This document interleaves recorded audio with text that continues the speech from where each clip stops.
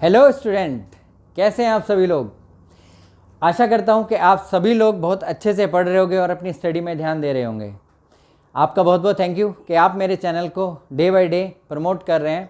उसमें मेरे सब्सक्राइबर और लाइक कमेंट्स सभी मुझे मिल रहे हैं और मैं मोटिवेशन ले रहा हूं, राइट। जैसा कि अब तक की वीडियोज़ में हमने डिस्कस किया, ऐसे एक नए टॉपिक के साथ आपसे आज फिर मुलाकात होगी। हम चलते हैं अपने नए टॉपिक पे।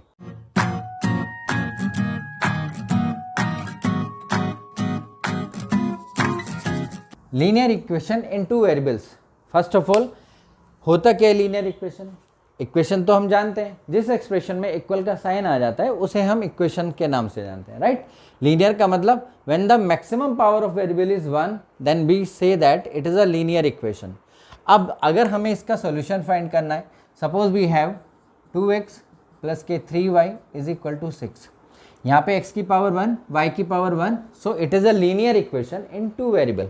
अगर हम ये हटा लेते हैं तो linear equation in one variable. Okay, अगर ये हम ऐसा कर देते हैं तो इसका मतलब मैक्सिमम पावर ऑफ वेरिएबल कितना हुआ 2 होते के साथ ही ये लीनियर नहीं रहता है, ये नॉन लीनियर हो जाता है, करेक्ट है। तो आपने क्या सीखा कि हमारे पास जो लीनियर इक्वेशन है उसमें मैक्सिमम पावर ऑफ वेरिएबल 1 होती है। अगर एक वेरिएबल दिया हुआ इक्वेशन में तो linear equation one variable, 2 variable है तो लीनियर इक्वेशन इन 2 वेरिएबल, 3 है तो linear equation in 3 variables, right. जब हम इन्हें सोल्व करते हैं तो हमें सॉल्यूशन ऑफ इक्वेशंस मिलता है, राइट।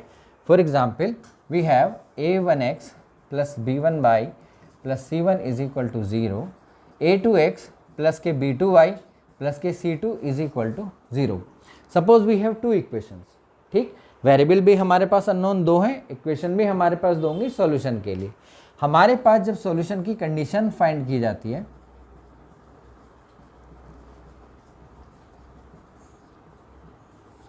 तो पहली हमारे पास कंडीशन होती है इफ वी हैव 2 इक्वेशन और a1 upon a2 is not equal to b1 upon b2, then we say that the equation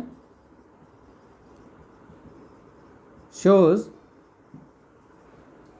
a unique solution, right.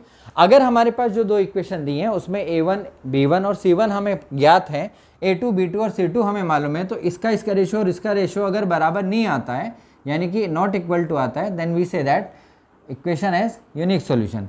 Second condition, if a1 upon a2 is equal to b1 upon b2 is not equal to c1 upon c2, then the equation has no solution। इस case में हमारे पास जो equations होती हैं उनका कोई solution नहीं होता है। सिमिलरली हमारे पास जो थर्ड कंडीशन बनती है a1 upon a2 is equal to b1 upon b2 is equal to c1 upon c2।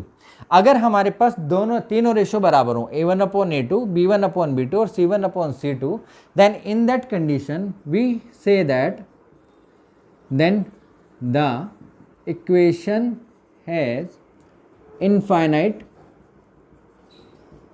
Many solution, infinite many solution. अब ये सॉल्यूशन से क्या मतलब हुआ, जैसे कि हम लीनियर इक्वेशन करते हैं तो बच्चे हमारे पास क्या होता है, अगर हम कोऑर्डिनेट देखते हैं ये हमारे पास x एक्सिस होता है और ये हमारे पास y एक्सिस होता है। अगर हमारे पास कोई लीनियर इक्वेशन है, suppose 2x plus y is equal to 2, right. And suppose इसका ग्राफ हमारे पास ऐसे आता है, एक हमारे पास इक्वेशन है सर ये, और इसका ग्राफ हमारे पास ये आता है।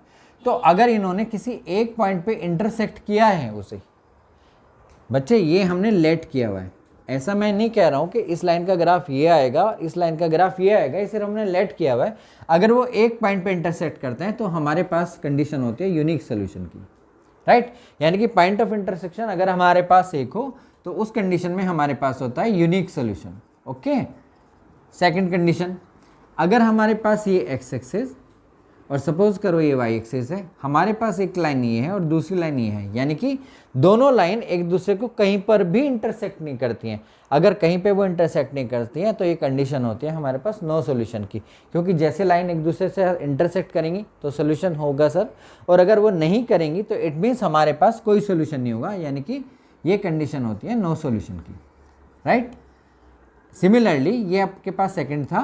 सिमिलरली अगर हम थर्ड कंडीशन के बारे में बात करें तो हमारे पास ये एक्स एक्सिस, ये वाई एक्सिस, एक लाइन हमारे पास ऐसे, और अगर दूसरी लाइन इसी के ऊपर कोइंसिडेंट होती है, यानी कि हमारे पास एक लाइन के ऊपर दूसरी लाइन ओवरलैप करती है, तो ये हमारे पास होता है इनफाइनाइट मैनी सॉल्यूशन।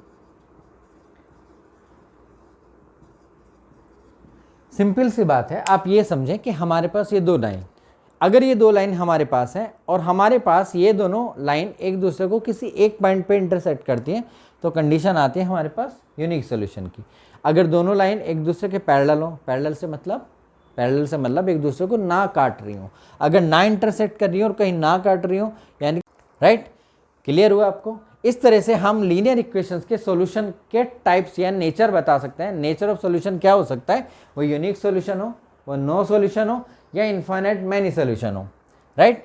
ऐसी ही लीनियर इक्वेशन की अगली वीडियो में एक बार आपसे फिर मुलाकात होगी। तब तक के लिए टेक केयर, आप अपना ध्यान रखें और बहुत अच्छे से स्टडी करते रहें। मेरे चैनल को लाइक, शेयर एंड सब्सक्राइब करें। Thank you very much.